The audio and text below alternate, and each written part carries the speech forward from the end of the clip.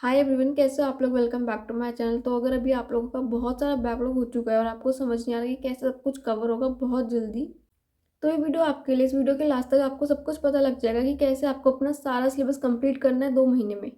अब अगर आप लोग सोच रहे हो कि क्या यदि सच में पॉसिबल है अपना सारा सिलेबस 2 महीने में कंप्लीट करना, तो यस, बिल्कुल 100% आप अपना सारा सिलेबस कंप्लीट कर सकते हो। जब मैंने स्टार्ट किया था तब मेरे पास भी 4 महीने ही थे और मैंने अपना सारा सिलेबस 2.5 मंथ्स में कंप्लीट कर लिया था। तो अगर मैं कर सकती हूँ तो आप भी 100% कर सकते हो।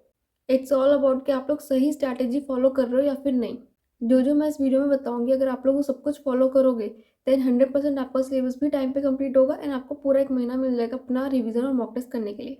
एंड मैंने सेल्फ स्टडी करी अपने टाइम पे। तो अगर आप लोग भी सेल्फ स्टडी कर रहे हो और आपको समझ नहीं आ रहा कि कौन से रिसोर्सेज फॉलो करने हैं और जो जो दिक्कतें आपको आ रही है कि उन सबको कैसे ओवरकम करना है, तो वो सब कुछ भी मैं आपको आज इस वीडियो में बताने वाली हूँ। तो बिल्कुल भी आपको चिंता नहीं करनी है और जो जो रिसोर्सेज मैं इस वीडियो में बताऊंगी वो सब कुछ आपको मेरे टेलीग्राम चैनल पर फ्री ऑफ कॉस्ट मिल जाएंगे।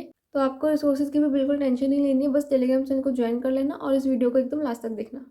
तो देखो, सबसे पहला डाउट जो आपको आएगा वो ये कि कैसे सिलेबस को 2 महीने में कंप्लीट करना है। तो आपको क्या करना है, आपको कोई भी पार्ट टेस्ट सीरीज उठानी है और उसके अकॉर्डिंग आपको अपना सिलेबस जो है उसे कंप्लीट करना है। अब आप लोग कोई भी मॉक टेस्ट सीरीज उठा लो, उसमें आपका जो सारा सिलेबस है वो 8 पार्ट टेस्ट के अंदर अंदर कंप्लीट करा दिया जाएगा। अब एक पार्ट टेस्ट के लिए आपको 10 दिन लेने हैं, तो आपको क्या करना है, आपको 10 दिन में उस सिलेबस को कंप्लीट करना है। फिर आपको वो मॉक टेस्ट देना है, फिर आपको नेक्स्ट 10 डेज में अगला करना है, फिर मॉक टेस्ट देना है। तो इस तरह करोगे तो आपके 8 पार्ट टेस्ट होंगे, जिसमें आपका पूरा सिलेबस जो है वो 2 मंथ में कंप्लीट हो जाएगा। और बाई चांस अगर आपका मॉक टेस्ट है और आपका कोई चैप्टर रह गया, आप नहीं प्रिपेयर कर पाए एकदम बहुत अच्छे से, तो भी आपको कोई टेंशन नहीं लेनी है। अगर आप लोग अपना सिलेबस कंप्लीट करते हो अराउंड मिड मार्च तक, 15 से 20 मार्च तक अगर आप कर लेते हो, तो लास्ट के 10 डेज में आप उस सबको कंप्लीट कर सकते हो। अब इस दिन आपको दो एडवांटेजेस मिलेंगे। पहला ये होता है कि आपको एक बार तो पार्ट टेस्ट देने ही होता है सारे अपनी प्रैक्टिस के लिए, तो आपके इससे पार्ट टेस्ट भी टाइमली कंप्लीट होते जाएंगे। सेकेंड एडवांटेज आपको ये मिलेगा कि अगर आप लोग किसी प्लानर के थ्रू अपना सिलेबस कंप्लीट करने की सोचते हो, तो आप क्या करोगे, 2-3 दिन फॉलो करोगे, फिर आप नया बना लोगे और इस तरीके से वो चलता रहेगा और आपको काफ़ी टाइम वेस्ट हो जाएगा। बट अगर आप लोग इस तरीके से करते हो तो आपका फिक्स है कि हमें इसी तरीके से करना है पूरा अपने 2 महीने, and there is no chance कि आप लोग उसे बीच में चेंज करो। तो आपको पूरे डिसिप्लिन के साथ इसे फॉलो करना है 2 महीने तक। तो ये बेस्ट तरीका है इस टाइम पे जो आपका सिलेबस जो है कंप्लीट करवा सकता है। अगर आप लोग प्लानर या फिर किसी और तरीके से करने की कोशिश करोगे तो आई एम श्योर आप 2 महीने में नहीं कर पाओगे। और इस टाइम पे आपको बहुत जल्दी से जल्दी अपना सिलेबस कंप्लीट करना है। तो अगर आप लोग इस तरीके से करोगे तो टाइम पे कंप्लीट भी होगा, आप लोग बीच में डिस्ट्रैक्ट भी नहीं होगी, एंड आपके पार्ट टेस्ट भी दे दोगे आप साथ साथ। तो वो जो आपको पार्ट टेस्ट देने होते हैं साथ साथ अपनी प्रैक्टिस के लिए, तो वो भी आपके इस तरीके से हो रहे हैं। तो I think this is the best way which you can follow now. अब अगर आप लोग सेल्फ स्टडी कर रहे हो तो आपको ये होगा कि दीदी हमने तो कोई मॉक टेस्ट सीरीज अभी ज्वाइन नहीं करी है, हम कहाँ से करें। तो भी आपको कोई टेंशन नहीं लेनी। जैसा मैंने वीडियो के स्टार्टिंग में कहा था, मैं सारे रिसोर्सेज प्रोवाइड करूँगी, तो आपको बस मेरा टेलीग्राम चैनल ज्वाइन करना है, जिसका लिंक आपको डिस्क्रिप्शन में मिल जाएगा। वहाँ से जाके आप लोग ज्वाइन कर सकते हो। उधर आपको पार्ट टेस्ट सीरीज मिल जाएगी बहुत सारी अपलोडेड। तो आप लोग किसी भी पार्ट टेस्ट सीरीज को फॉलो कर सकते हो और उसके अकॉर्डिंग अपना सिलेबस कंप्लीट कर सकते हो। नेक्स्ट थिंग अभी आती है कि आपको कैसे अपना जो सिलेबस है वो 10 दिन में कंप्लीट करना है। आपको प्लानर मिल गया कि आपको मॉक टेस्ट के थ्रू करना है, 10 दिन में करना है। बट करना कैसे 10 दिन में, तो अब वो सुनो। सबसे पहली चीज़ आपकी आएगी कि आपको लेक्चर्स कहाँ से देखने हैं। तो मैं रिकमेंड करूँगी कि आप लोग वन शॉट से देखो उस टाइम पे, क्योंकि अगर आप लोग डिटेल में जाओगे तो नहीं है पॉसिबल 10 दिन में इतना सारा सिलेबस कंप्लीट करना। चाहे आप कहीं से भी कर लो, आप कर ही नहीं सकते। 3 महीने में भी करना बहुत मुश्किल है। तो इसलिए वन शॉट पर जाओ, 2 महीने में आराम से अपना सिलेबस कंप्लीट करो और 1 महीना रिवाइज करो। At least there is a chance कि आप लोग सिलेक्ट हो पाओ। डिटेल से करोगे तो कोई चांस ही नहीं है फिर तो। अब ऐसा मैं सोचना कि वन शॉट से कर रहा तो वहाँ पे सब कुछ नहीं पढ़ाया गया होगा, बिल्कुल भी ऐसा नहीं है।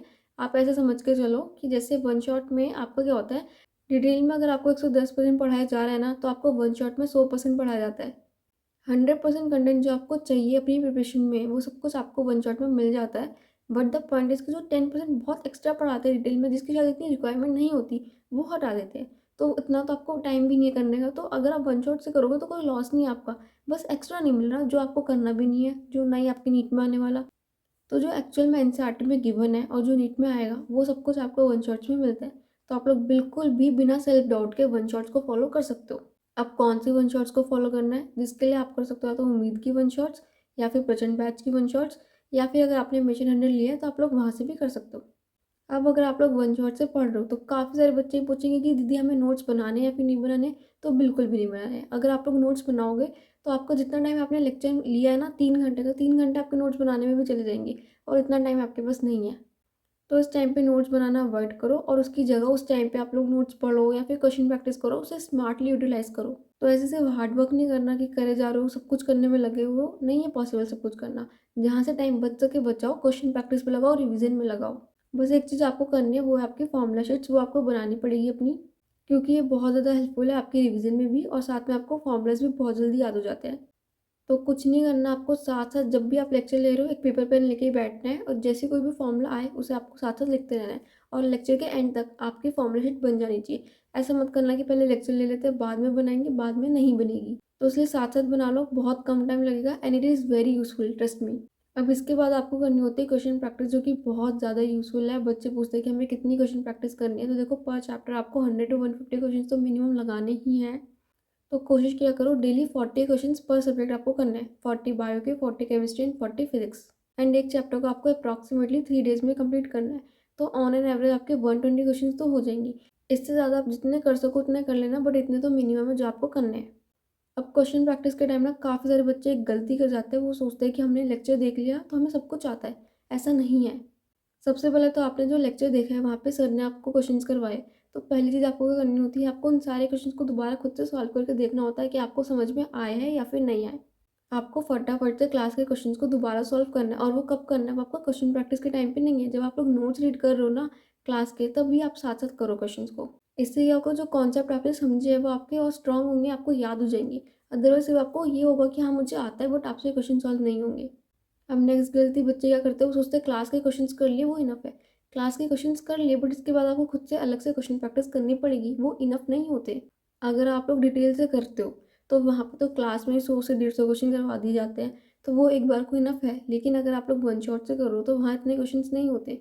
तो खाली आपका काम वन शॉट के क्वेश्चन प्रैक्टिस करके नहीं होगा, आपको खुद से क्वेश्चन प्रैक्टिस करनी होगी। तो अगर आप लोग मिशन 100 से कर रहे हो तो वहाँ पे आपको मिल रही होंगी डेली डीपीपीज, जिसको आप सॉल्व कर सकते हो। और अगर आप लोग उम्मीद या फिर पेचेंट से करो तो उसके लिए आप लोग पीडब्ल्यूएनसीईआरटी पंच बुक को सॉल्व कर सकते हो। उसकी पीडीएफ आपको मेरे टेलीग्राम चैनल पे मिल जाएगी, वहाँ से जाके ले लो, बहुत अच्छी बुक है। वहाँ पे हर टॉपिक के ऊपर क्वेश्चन है, तो वहाँ से आप लोग प्रैक्टिस कर सकते हो।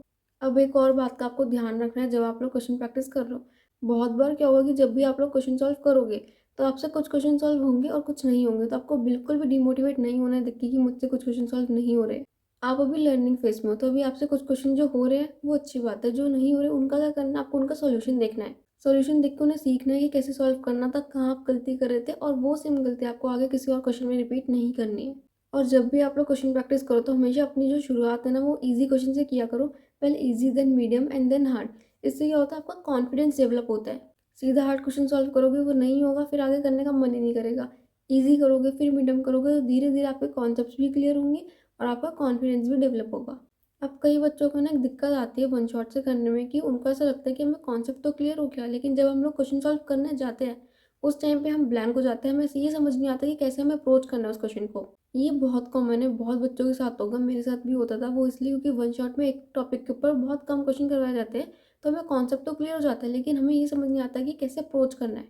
तो उसके लिए आप लोग तमन्ना मैम के 7777 क्वेश्चन सीरीज को फॉलो कर सकते हो। प्लेलिस्ट का लिंक आपको डिस्क्रिप्शन में मिल जाएगा। वहाँ पे मैम ने डिफरेंट डिफरेंट बुक्स के नीट लेवल के क्वेश्चंस करवा रखे हैं, पहले topic wise, then chapter wise, then unit wise and then full marks के वे में। तो वहाँ से आपकी काफ़ी क्वेश्चन प्रैक्टिस जो है वो कवर हो जाएगी। जो कमी थी ना वन शॉट में कि वहाँ पे इतनी क्वेश्चन प्रैक्टिस नहीं होती, तो वो यहाँ से हो जाएगी एंड आपकी अप्रोच भी क्लियर होगी।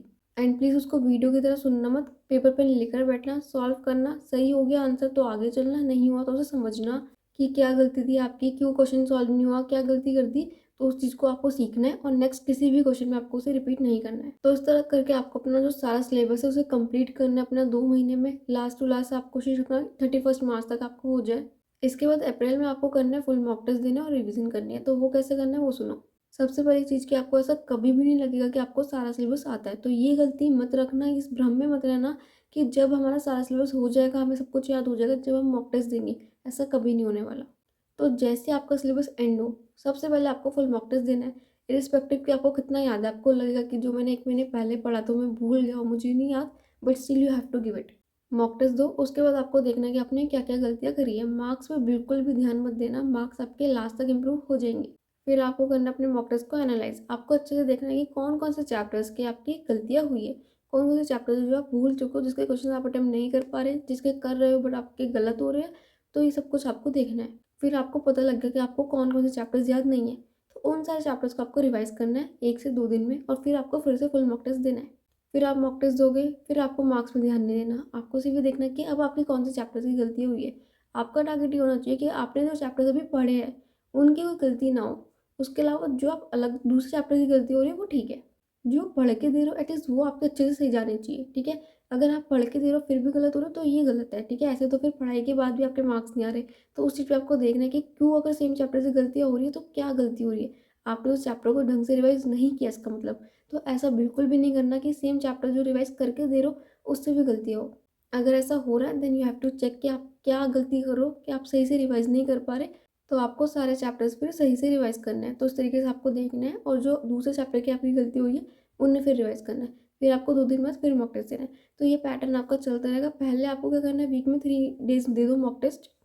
फिर उसके बाद से आप लोग फ्रीक्वेंसी बढ़ा सकते हो मॉक टेस्ट देने की। नेक्स्ट वीक क्या कर सकते हो, ऑल्टरनेटिवली दे दो, और उसके बाद से क्या कर सकते हो, डेली दे सकते हो। बट एक चीज़ का ध्यान रखना, जितने भी मॉक टेस्ट दोगे you have to analyse them. अगर आपको ऐसा लग रहा है कि आप कोई मॉक टेस्ट दे रहे हो बट वो एनालाइज नहीं हो पाएगा क्योंकि आपके पास इतना टाइम नहीं है, तो इट्स बेटर कि आप उसे मत दो। अगर आप लोग कोई मॉक टेस्ट को एनालाइज नहीं कर पा रहे हो ड्यू टू टाइम इशू या फिर किसी भी रीज़न से, तो बेटर है कि आप वो मॉक टेस्ट ही मत दो, क्योंकि उसे देने का कोई यूज़ नहीं होगा अगर आप लोग एनालाइज नहीं कर रहे हो।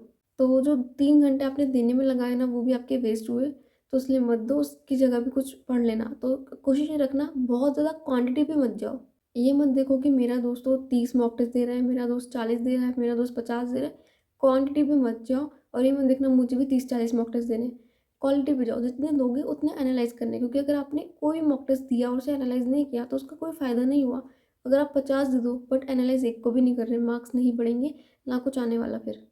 50 मॉक टेस्ट देना और एनालाइज़ ना करना, उससे बेटर है आप 20 दो पर एनालाइज़ करो। मैंने 20 मॉक टेस्ट दिए थे अप्रैल मंथ में, फुल मॉक टेस्ट, और मेरा जो स्कोर था उससे इम्प्रूव हुआ था। लाइक 550 तक मेरा स्टार्टिंग स्कोर था, जो 666 मेरा नीट में आया है। तो अगर आप लोग कम दे रहे हो बट अगर आप एनालाइज़ कर रहे हो तो वो बहुत बड़ा है। सो इस चीज़ का आपको बहुत अच्छे से ध्यान रखना है, एंड मॉक टेस्ट मत स्किप करना, बिकॉज बिना मॉक टेस्ट दिए आपका स्कोर नहीं बढ़ेगा। आपको देना है, आपको एनालाइज करना है, एंड आपको उसे इम्प्रूव करना है। ये 3 स्टेप्स बहुत इंपॉर्टेंट है जो आपको अप्रैल के मंथ में फॉलो करने हैं। So that's all for the video. I hope you guys like the video. अगर आपको वीडियो पसंद आए तो प्लीज़ लाइक करना, चैनल को शेयर करना अपने दोस्तों के साथ, जितना ज़्यादा कर सकते हो। चैनल पर अगर आए तो प्लीज़ सब्सक्राइब जरूर करना, बिना सब्सक्राइब किए प्लीज़ मत जाना। आपको तो बस एक बटन ही दबाना होता है फ्री में, तो प्लीज़ दबा दो गाइस। मुझे बहुत ज़्यादा मोटिवेशन मिलती है जब आप लोग सब्सक्राइब करते हो, तो प्लीज़ कर दो गाइस। टेलीग्राम चैनल ज्वाइन करना बिल्कुल मत भूलना, लिंक डिस्क्रिप्शन में, फटाफट से जाके उसे ज्वाइन कर दो। उधर आपको बहुत सारा मटेरियल मिलेगा जो आपकी काफ़ी ज़्यादा हेल्प करेगा आपकी इस नीट प्रिपरेशन में, तो प्लीज़ उसे जाके ज्वाइन करो एंड उसका मैक्सिमम बेनिफिट लो। वीडियो में कोई भी डाउट हो तो आप लोग मुझे कमेंट्स में बता सकते हो। नेक्स्ट वीडियो किस टॉपिक पर चाहिए ये भी ज़रूर बताना, और ये वीडियो कैसी लगी हो ज़रूर बता के जाना। All the best guys for NEET preparation.